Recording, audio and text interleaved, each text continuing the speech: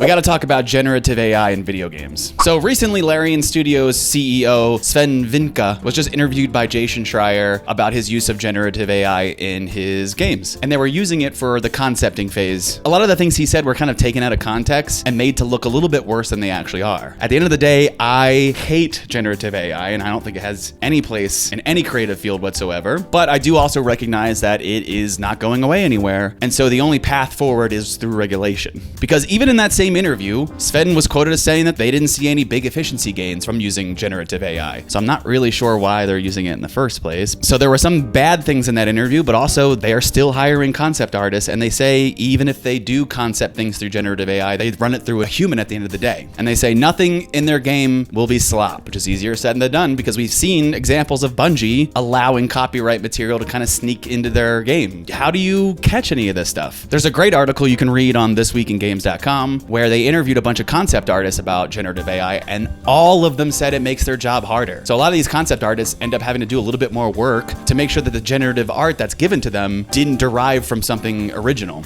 And that's the harshest part of this whole argument, is that even if you see AI as a tool and you're using it to get rid of menial tasks, a lot of those menial tasks are how people break into the industry. And at the end of the day, the generative AI scrubs the entire internet to produce plagiarized art. And there's more AI slop on the internet than there ever was before, so the AI is training itself on itself and other AI models. We're getting a very degraded product as an end result. Google surveyed a bunch of game developers, and over 90% of them say they use generative AI somewhere in their process. And another survey in Japan showed that over 50% of Japanese developers have generative AI somewhere in their process. So again, I think the only way forward is through regulation, but things are moving way too quickly for the government to kind of catch up with those regulations. So I think the only real way we can kind of combat this is if a big company or corporation comes in and demands these regulations.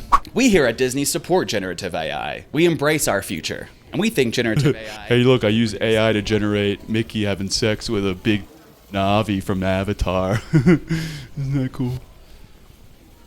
As I was saying, generative AI needs to be heavily regulated. AI is trying to replace human creativity, but it is no substitution for creativity. Generative AI is a plagiarizing machine, so I don't even understand why companies use it for the concepting phase, because it can't even produce original concepts. Leave a comment if you have any good ideas of how to regulate generative AI, because at this point, I don't feel like we have a good grasp on the situation. Don't forget to like, subscribe, and support real human beings. I'm real. I'm not AI. Support me, please.